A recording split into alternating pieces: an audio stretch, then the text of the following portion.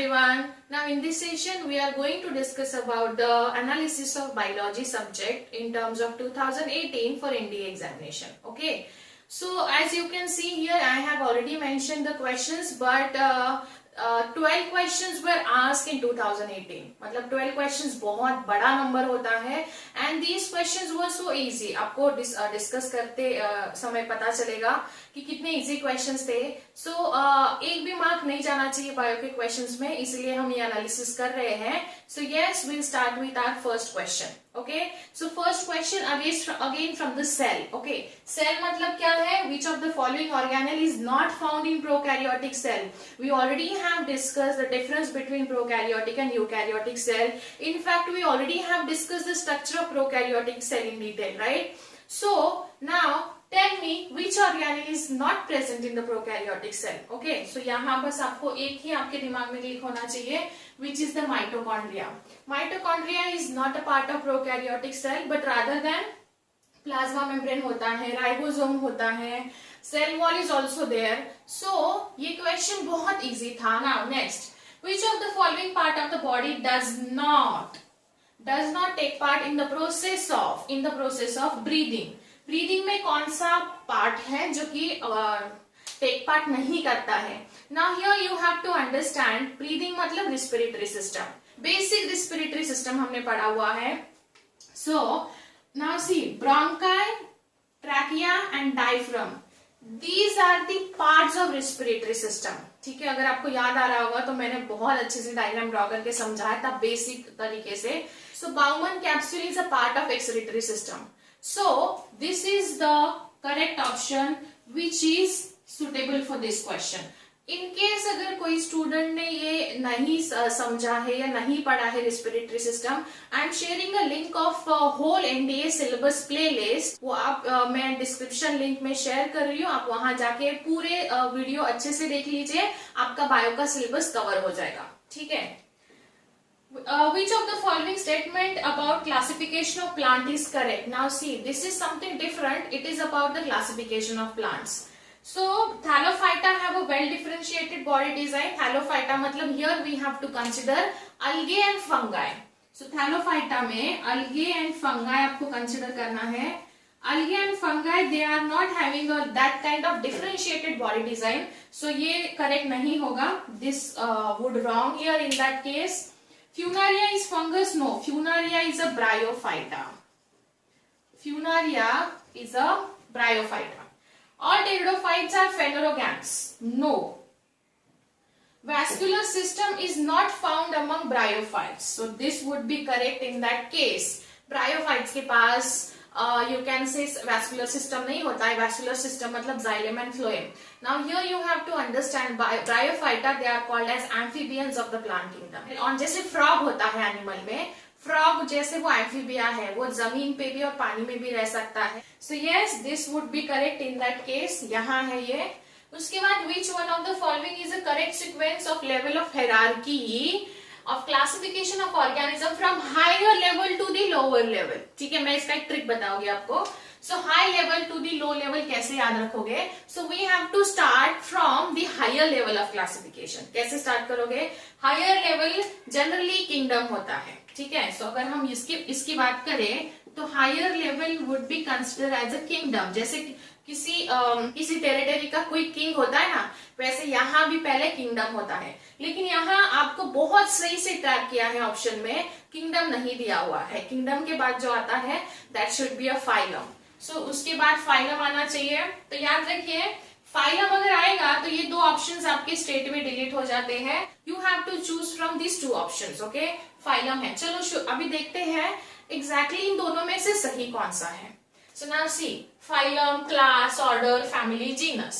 अभी यहाँ उन्होंने क्या किया है? फाइलम, क्लास सही रखा है, जीनस भी सही रखा है.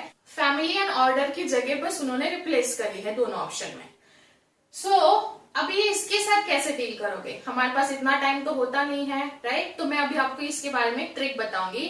एक सेंटेंस है, देखिए अगर सेंटेंस याद रख सकते हो तो बहुत अच्छा है, otherwise you can make your own sentence. ठीक है, इसको याद रखिए because this is again a very easy type of question. Classification मैंने पढ़ाया हुआ है, क्लासिफिकेशन में जाके देखिए, वहां मैंने ये हायरार्की वहां समझाई है आपको।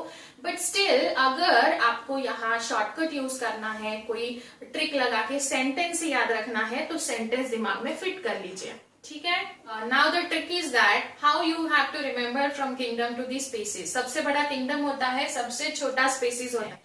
Remember guys, the highest level of the hierarchy of classification would be represented as a kingdom, and the smallest you can say smallest unit of classification of this hierarchy is the species। ठीक है, जो यहाँ दिया नहीं है।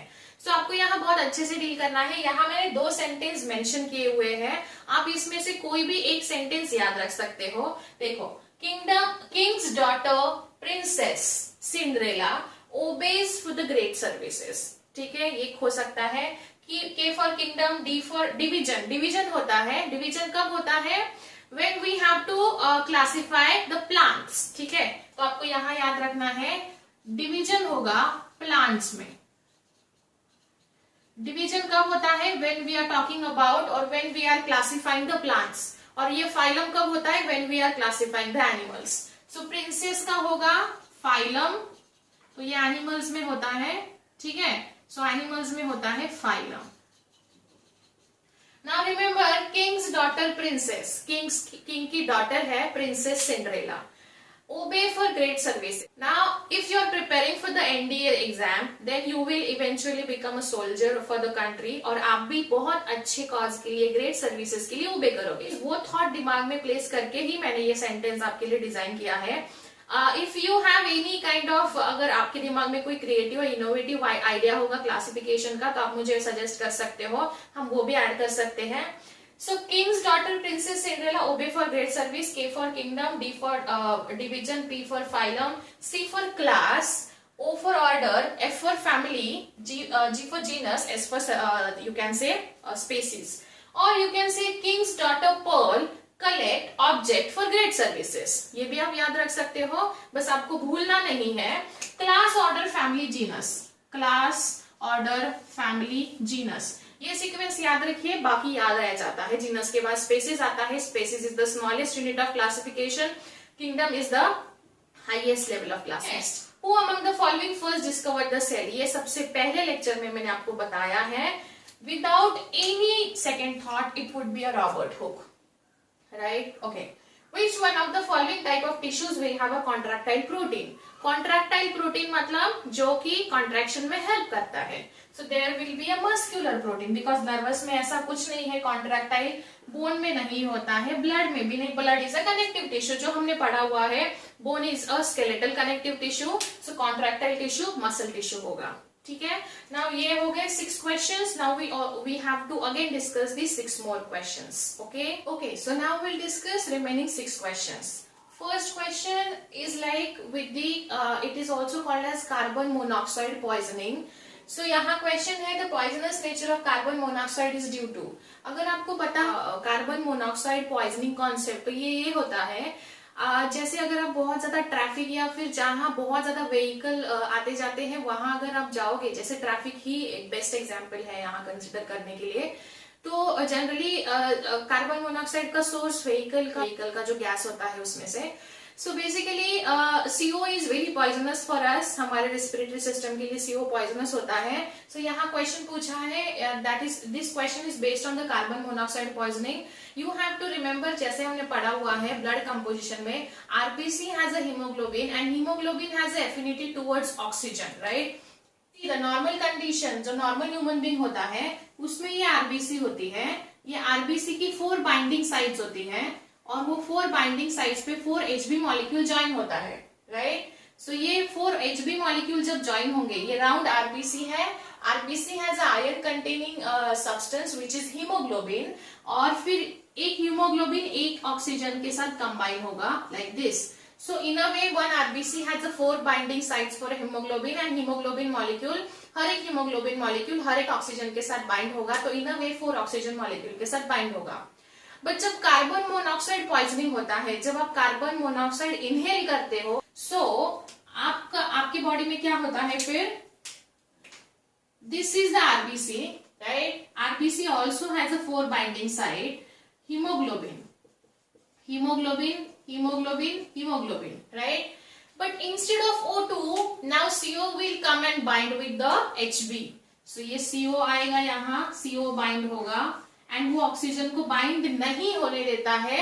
Why? Because hemoglobin has a more affinity towards CO other than O. मतलब haemoglobin की ज्यादा पक्की फ्रेंडशिप कार्बन मोनोऑक्साइड से है, तो वो कार्बन मोनोऑक्साइड के साथ बॉन्ड फॉर्म करता है, ऑक्सीजन के साथ नहीं करता है. सो इसीलिए यहाँ ये ऑप्शन तो गलत हो जाएगा पहला. Ability to form a complex with haemoglobin, haemoglobin के साथ ये बहुत अच्छी फ्रेंडशिप मेंटेन किया हुआ है, इसीलिए वो ऑक्सीजन को साइड में करके खुद जाके वहां बाइंड हो जाता है and this causes a carbon monoxide poisoning. Okay, so this second option is correct for this question. It has to do something with the haemoglobin only. Okay, now this question is so easy. यहाँ आपको correct ecosystem का जो food chain है वो find out करना है. सो यहाँ कौन सा ऑप्शन सही लग रहा है आपको? सो ग्रास, ह्यूमन, फिश तो नहीं हो सकता है. So grass, goat and human is the second option is correct in that case. Which of the following device is used to measure atmospheric pressure? ये आपको फिजिक्स में भी हुआ होगा, बट यहाँ भी अगर एक बार रिवाइज कर लोगे तो ठीक हो जाएगा, बिकॉज बायो में भी है ये, जब हम ट्रांसपोर्ट इन प्लान पढ़ते हैं. So this is atmospheric pressure जो मेजर करते हैं. The instrument is, device is barometer. ठीक है. ओके, सो नाउ ये मेरिस्टेमेटिक टिश्यू का मैंने एक अलग से 3 लेक्चर इस पे कंडक्ट किए हैं, जिसमें मेरिस्टेमेटिक टिश्यू हमने किया हुआ है. इसका जवाब आप मुझे बताओगे वो देख के, बिकॉज प्लांट टिश्यू पे एक क्वेश्चन तो पूछा गया है.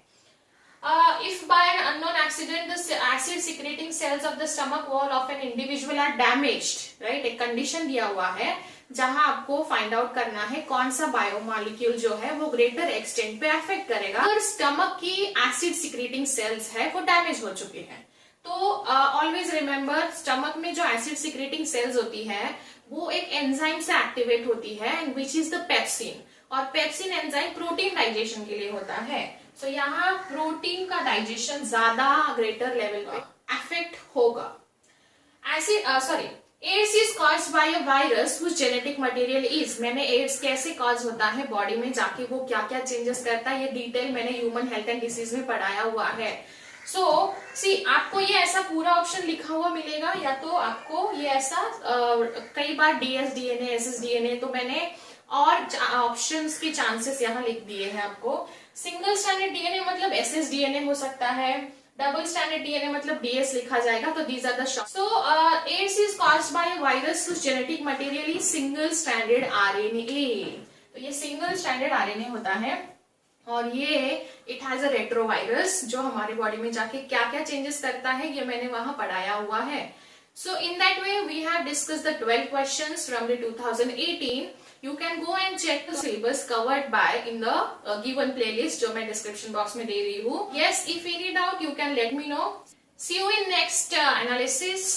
Thank you.